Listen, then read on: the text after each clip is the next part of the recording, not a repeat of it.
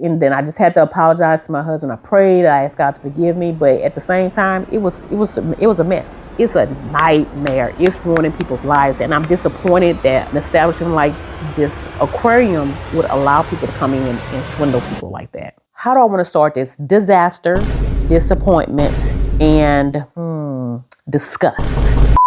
Hi everyone, welcome back to Jules' Entrepreneur Journey. My name is Jules. Today, wanting to share with you all my part two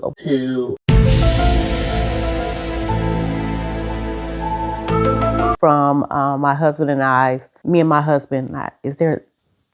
Okay, I just want. Hi everyone, and welcome to my channel, Jules' Entrepreneur Journey.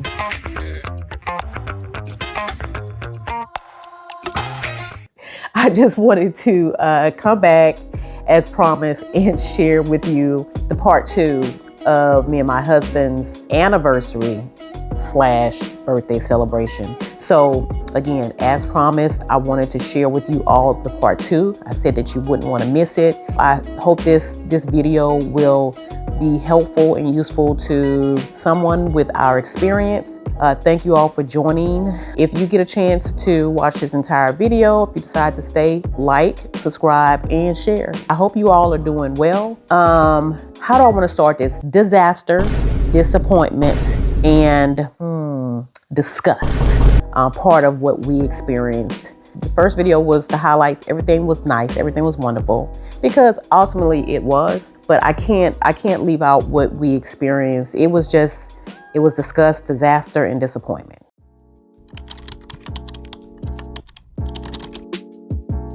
For those of you who have seen my previous videos, you know that I have transitioned to plant-based.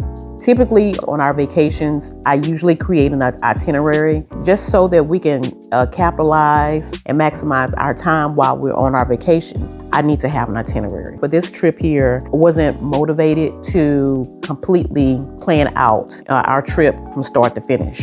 As far as where we're gonna go, the different excursions, I didn't quite know. Now, I did have a list of places because I was asking my husband. He didn't know, he didn't care. He left it up to me, making decisions on what restaurant to go to. He left it all on me. So I just had a hard time trying to find a place that I thought that we would enjoy. This first one that I'm about to share, I was disgusted. It was a disaster and it was a disappointment. Transition to plant-based. And my whole thought process while going on this trip is that I was going to patronize vegan restaurants for myself, because I was not planning on going to any restaurants that did not serve plant-based cuisine, meals. So that was the whole thought process. I used this app called Happy Cow. It is exclusive for vegan and plant-based restaurants. I was confident. I thought that, everything was going to work out well. I even packed some healthy meals, coconut water, nuts, raisins. I even brought my cassava. What's going to help me get through the road trip so I didn't get hungry and end up eating something from the convenience store or from a fast food restaurant. Was trying to not set myself up for failure. After that long drive, and my husband did all the driving, God bless him. He's so thoughtful. Fast forward to us making it into town. So we made it to the hotel and I was hungry. Again, I'm trying to stick to my plan. At that point, I was kind of drained, had a long drive, not familiar with the town, trying to figure out where I'm going to eat. Like I said, I had a list of places, after I did my research. Okay, these are the places that I'm going to frequent close to our hotels. I ordered takeout. First, I went on the website and I looked at the menu, and of course they had pictures of what I was going to order. And it looked more so like appetizers. Now, typically when you go to a restaurant, you get a decent portion, but this was very deceiving. That picture was very deceiving. Made it there to pick up my food, opened it up, and there comes the disappointment. It was a hangry situation, For what I had to pay, I was definitely disappointed. But when we made it to the hotel room, ate it, still hungry.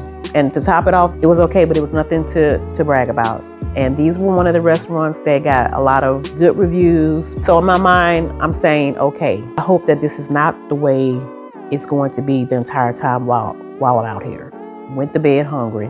You know the feeling. Ordering something, getting it's not what you think it is, and you go to bed hungry. Hey, where is the food at? That's not what's up. That's not what's cool. So I was angry about that. I was still hungry too. From that point on, that situation, trying to eat plant-based meals through that trip, after the first couple of days, it was distracting. It was interfering with being able to enjoy our trip. At some point on that second day, I was just telling myself, don't make a big deal about this. Give yourself some grace. You're here for a week. You may be faced with a situation where you may have to end up eating at non-vegan, plant-based restaurants. And that's exactly what ended up happening, because trying to figure out, we can't go here, that I wasn't going to do that. So guess what? As you can imagine, we ate at non-vegan restaurants. I made up my mind not to feel guilty, not to feel bad, because it was just for the week. Yeah, so what I want to say to anyone who's new to transitioning to going plant-based or is thinking about it, whenever you are planning on doing things like a week-long trip or a few days, what have you, and you don't have access to your plant-based restaurants, and maybe you do have access, but you don't really care for what's on the menu, just do your best to navigate your time, especially if it's leisure, if it's a trip where you're trying to enjoy yourself and it's not so much business. Maybe do your best to try to stay as close to sticking to that diet as possible. And then just know that when you make it back home, okay, I'm going back to my routine. Enjoy your time while you're out there. Please do not ruin your time out there, especially because if you're new, you're a novice, you're not even 100% yet. That was my case. So I decided to enjoy my anniversary birthday celebration while I was out there. Once I experienced that for those first couple of days, that was it. Just get back, dust yourself off, and keep it moving, and get back on your routine whenever you make it home. The busy city blues is what I called it. We drove in, so we used a rental car. I obviously am familiar with the area that I live in, but when you're in a totally different city, in a city as big as Atlanta, we wasn't used to navigating, relying on our GPS. But even still, the way the streets were configured, the streets are so narrow. These drivers are zooming by on these narrow streets like literally you have no room to mess up, or that's a wrap, as they say. There's no room for error.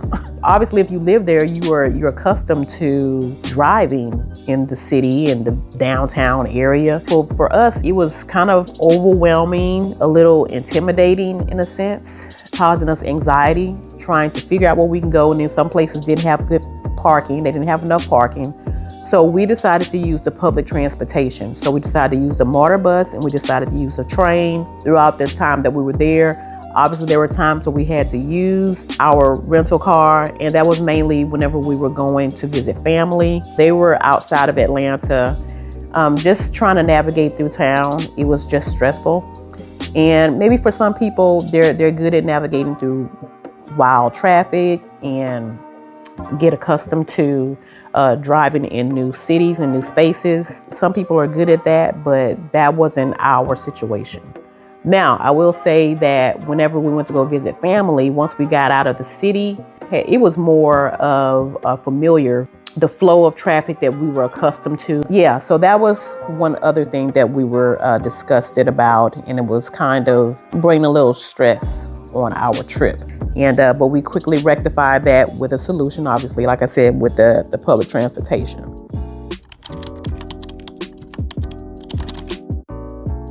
Y'all, I lost my phone. Why did you do that? I don't know. I lost my phone. So we were using the public transportation, and we were getting ready to visit the aquarium. So when I got ready to pay at the kiosk, as I was trying to look for my wallet, I just noticed I didn't see my phone. So I got distracted. I noticed I couldn't find my phone. So then I had my husband to call the phone, and it didn't ring. So at that point, we realized I lost my phone, and I didn't know where we lost it. I just decided to call the phone. So I called it like a couple of times and no answer. Called it the third time, someone answered. And it turned out it was the bus driver. So we left it on the bus. God is good. And everything that I use to function and operate is on that phone. I don't know about you. I don't know if you've ever lost your phone, if you've ever felt to that extreme. It's over. Like, we're in a different city. It was just horrible. But God is good.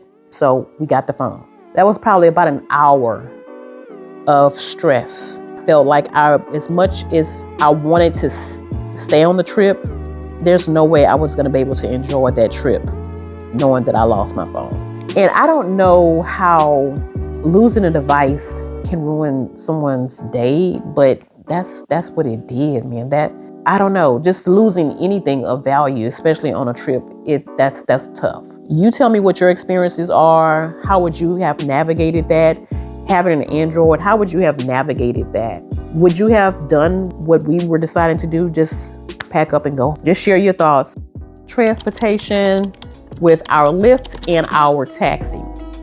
So our first issue that we had when we used the Lyft, we went to the opening Atlanta Hawks game. So we were taken there with no problem. But when it was over and I called for a Lyft to pick us back up, or we asked, I guess, the workers in the stadium, where do we go to get our Lyft? And they were pointing in a direction where we needed to go. So we went out there to that side of the stadium that I was just gonna spot the car. Couldn't spot it. I called them, hey, I can't find you. He told me that, okay, you have a few minutes and then I'm gonna have to leave. I'm gonna have to go. Of course, I have already paid. I said, wait a minute, we paid you. I said, well, I'm sorry about that, but when it's game time like that, they make a lot of money. I was cutting into his money by having him to wait, and so he could have told me where he was. He's being very vague where he was because we were new. I wasn't familiar with the stadium and landmarks over there. He was about to cancel the ride and I was still going to be charged. So he apologized, sorry. Okay, so we lost that money.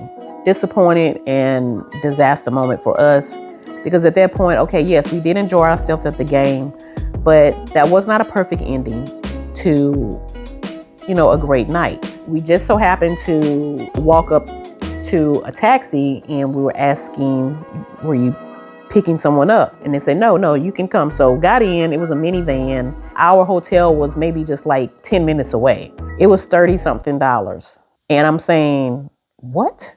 Any other time I would have just said, that's okay. We'll get out, we'll walk.